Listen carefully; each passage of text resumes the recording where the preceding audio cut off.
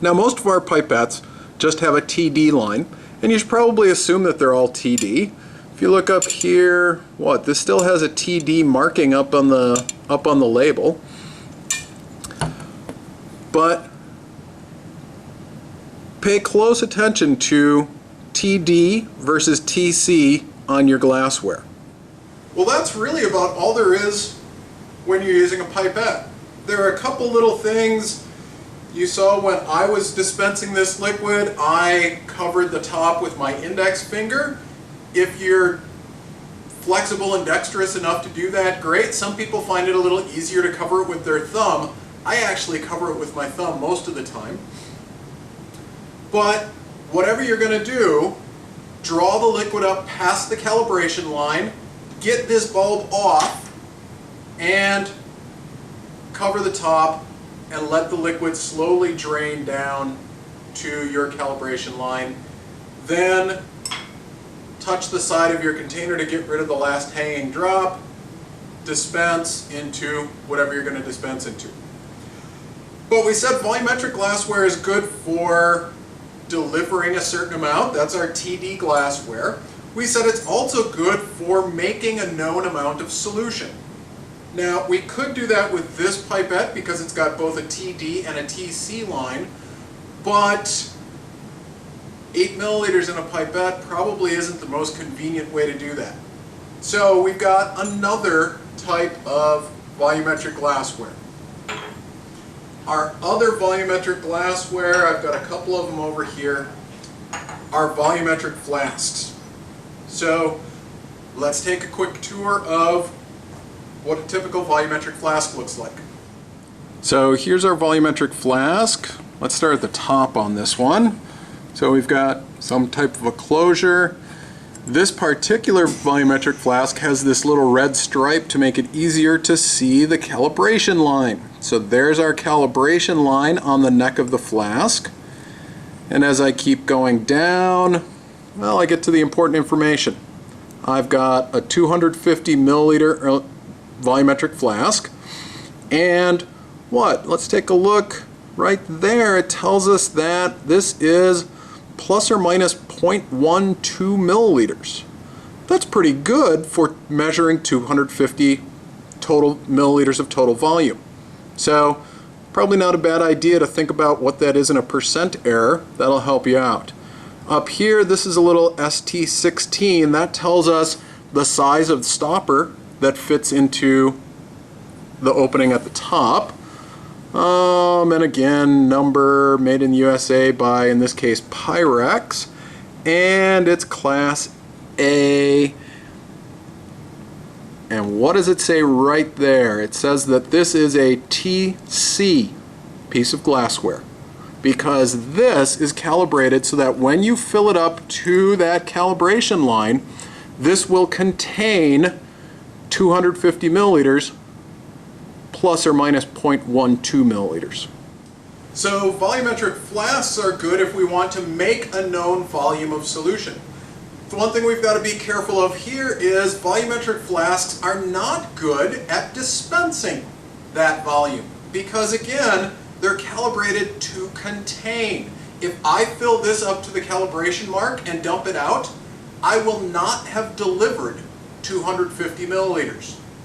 So again, we've got to read the labels, think about what we're doing, and use the appropriate glassware for our task.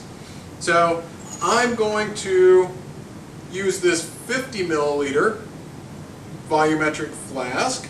It says it's TC, so it's a to contain, and its air is plus or minus 0.05 milliliters. So usually when we're going to use volumetric flasks, we're also going to use pipettes. So by measuring a known volume into the volumetric flask and then diluting it to a known volume, we can calculate concentrations of what we make in these solutions. So just like before, let me draw some liquid up into my pipette. I've drawn past the calibration line. And let me make sure that my hand isn't covering this up. I've pulled the bulb off long before I sucked water into this bulb. If you suck water into these bulbs, you end up contaminating the rest of your samples. So there's my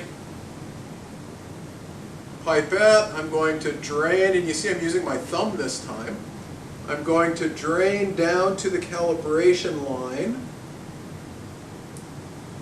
There's my calibration line. Touch the side to get rid of that drop. And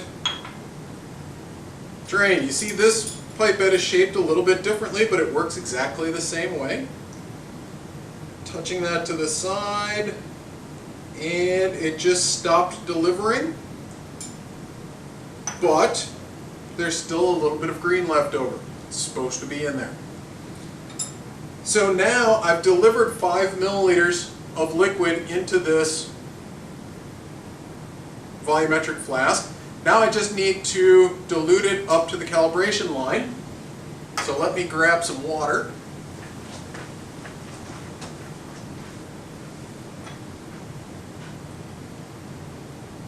Now you can use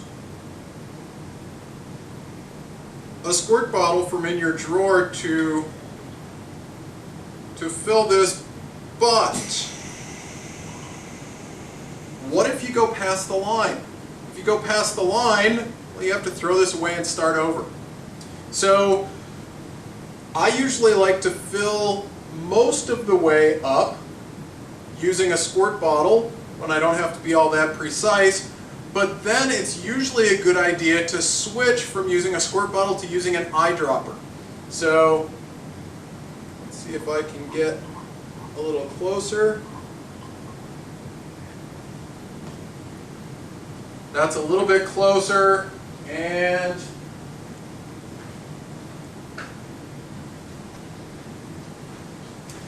okay, I found my eyedropper, and there's some deionized water. Now to get my volumetric flask up to the line, let me just add 2 drops. Looks like it got right to the line.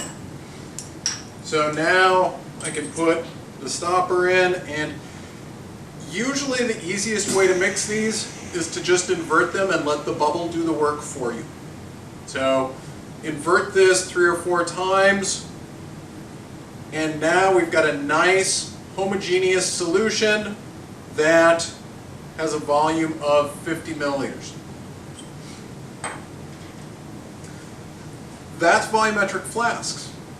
So when you need to either measure an exact amount of liquid or you need to prepare an exact amount of liquid, volumetric glassware is going to be what you need to use.